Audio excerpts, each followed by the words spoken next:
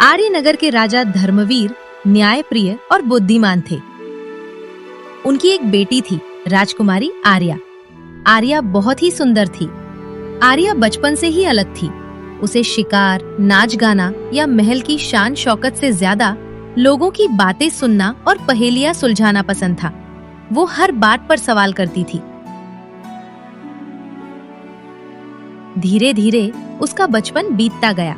वो बड़ी हो गई। एक दिन राजा ने दरबार में घोषणा की,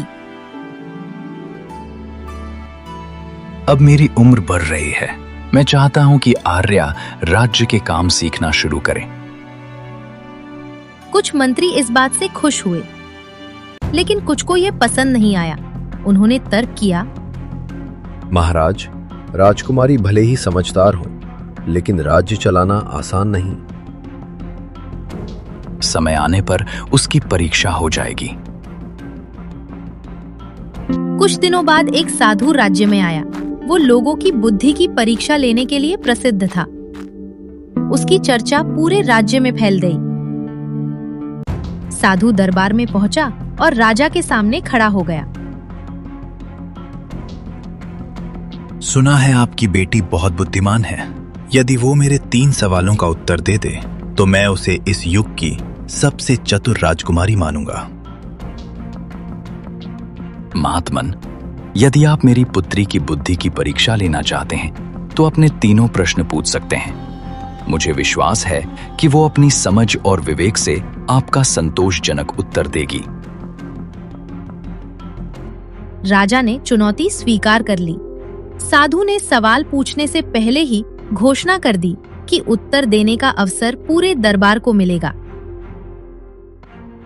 साधु ने पहला सवाल पूछा, ऐसी कौन सी चीज है जो दिखाई नहीं देती फिर भी पूरी दुनिया को चलाती है? एक एक कर मंत्री, विद्वान और दरबारी अपने विचार रखने लगे। हवा, भगवान, समय। ऐसे सभी ने अपने जवाब दिए, लेकिन साधु किसी भी जवाब से संतुष्ट नहीं हुए। तब राजकुमारी आर्या उठी। उत्तर है विश्वास। कैसे? व्यापारी व्यापार करता है क्योंकि उसे विश्वास होता है कि उसे धन मिलेगा। सैनिक युद्ध करता है क्योंकि उसे अपने राजा पर विश्वास होता है। परिवार चलता है क्योंकि लोगों को एक दूसरे पर विश्वास होता है। यदि विश्वास खत्म हो जाए तो दुनिया का कोई काम नहीं चलेगा। साधु मुस्कुराया। सही उत्तर। अब दूसरा सवाल पूछा गया। ऐसी कौन सी चीज है जिसे जितना बांटो वो उतनी बढ़ती जाती है? धन, अनाज, प्यार। दरबारियों ने कई उत्तर दिए, लेकिन कोई भी सही नहीं था। तब आर्या ने कहा, ज्ञान। कैसे? यदि मैं किसी को सोना दूं तो मेरे पास कम हो जाएगा, लेकिन यदि मैं किसी को ज्ञान दूं तो वह मेरे पास भी रहेगा और दूसरे के पास भी पहुंच जाएगा। सही। अब तीसरा और सबसे कठिन सवाल पूछा गया। बताओ, मनुष्य का सबसे बड़ा दुश्मन कौन है? गरीबी, बीमारी, शत्रु। दरबार में कई उत्तर आए, लेकिन साधु ने सबको गलत बताया। आर्या कुछ देर तक सोचती रही, फिर बोली, मनुष्य का सबसे बड़ा दुश्मन उसका अहंकार है। क्यों? अहंकार इंसान को सीखने नहीं देता, गलतियों को मानने नहीं देता, मित्रों को शत्रु बना देता है और कई बार शक्तिशाली राजा को भी बर्बाद कर देता है। साधु ने हाथ जोड़ लिए। राजकुमारी, आज तुमने अपनी बुद्धिमत्ता से पूरे दरबार को प्रभावित कर दिया है। तुम्हारे उत्तरों में ज्ञान की गहराई, विचारों की स्पष्टता और विनम्रता का अद्भुत मेल है। मैं घोषणा करता हूं कि तुम इस युग की सबसे चतुर और विवेकशील राजकुमारी हो।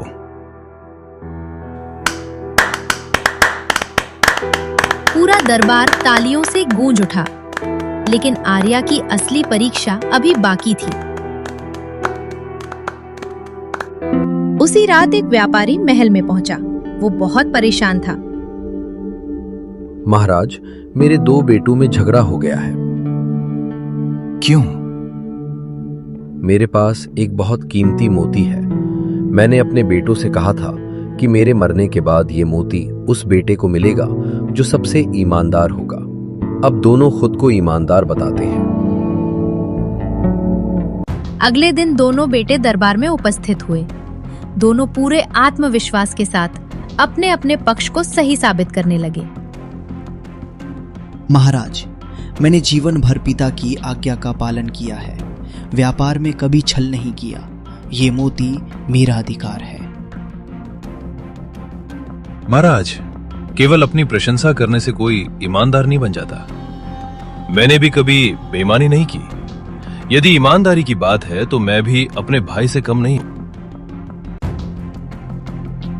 दोनों भाई एक दूसरे की बातों को झूठ बताने लगे।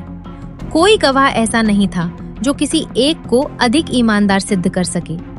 दोनों का आचरण भी समान रूप से अच्छा माना जाता था।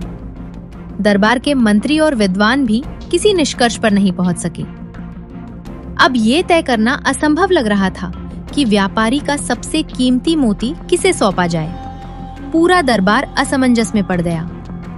तभी राजकुमारी आर्या शांत भाव से उठी और बोली, मुझे 1 दिन का समय चाहिए। मैं इस मामले को सुलझा सकती हूँ। अगले दिन आर्या ने दोनों भाइयों को एक एक थैली दी। उनमें गेहूं के दाने थे। इन दानों को संभाल कर रखो। 1 महीने बाद वापस लेकर आना।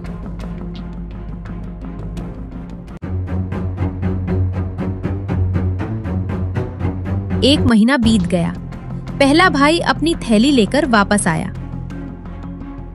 मैंने आपकी चीज सुरक्षित रखी है। दूसरा भाई खाली हाथ आया। दरबार में लोग हंसने लगे। दाने कहाँ हैं? मैंने उन्हें खेत में बो दिया था। उनसे फसल उगी, फिर उससे और फसल हुई। ये रहा उसका पूरा हिसाब। उसने कई दस्तावेज प्रस्तुत किए। आर्या ने खुशी से कहा, यही सच्चा उत्तराधिकारी है। कैसे? पहले भाई ने केवल चीज बचाई, दूसरे भाई ने उसे बढ़ाया। जो जिम्मेदारी को आगे बढ़ा सकता है, वही परिवार की संपत्ति का सही अधिकारी है। सब उसकी बुद्धि देखकर चकित रह गए। कुछ दिनों बाद पड़ोसी राज्य का घमंडी राजकुमार विक्रम दरबार में आया। उसे अपनी बुद्धि पर बहुत घमंड था। वो एक डिब्बा लेकर आया और उसे दरबार के बीच रख दिया। महाराज, मैं राजकुमारी से एक पहेली का जवाब चाहता हूँ। क्या मुझे इजाजत है? इजाजत है। यदि तुम सचमुच इतनी बुद्धिमान हो तो बताओ, इस डिब्बे में क्या है? आर्या ने डिब्बे को ध्यान से देखा।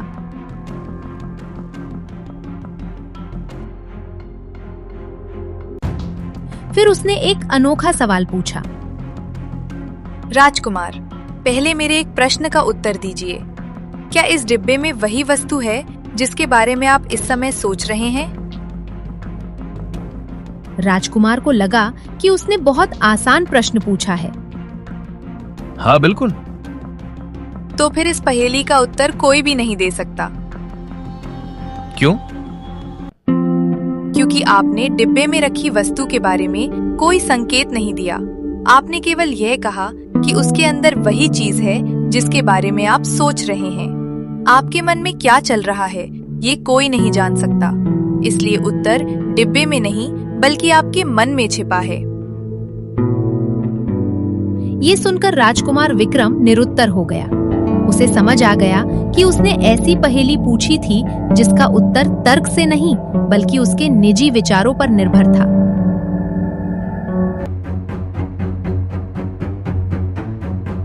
कुछ महीनों बाद राजा धर्मवीर गंभीर रूप से बीमार पड़ गए। उन्हें एहसास हो गया था कि अब राज्य की जिम्मेदारी जल्द ही आर्या को संभालनी होगी। बेटी, मेरे जाने के बाद राज्य की बागडोर तुम्हारे हाथों में होगी। याद रखना, एक अच्छा शासक वही होता है जो अपनी प्रजा के सुख दुख को समझे। राजा ने ये बात कहकर आर्या को शासन का सबसे महत्वपूर्ण पाठ सिखाया। कुछ समय बाद राजा का निधन हो गया और आर्या रानी बन गई। रानी बनने के बाद आर्या ने हमेशा लोगों की समस्याएं सुनी और उनकी राय को महत्व दिया।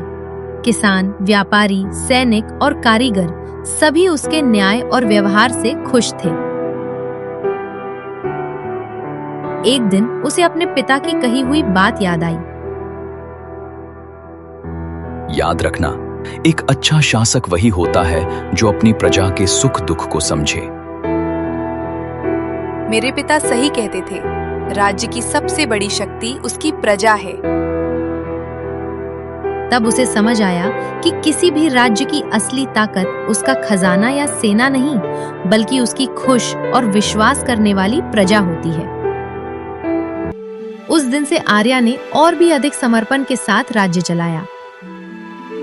उसकी बुद्धिमानी और न्यायप्रियता के कारण आर्यनगर दूर दूर तक प्रसिद्ध हो गया।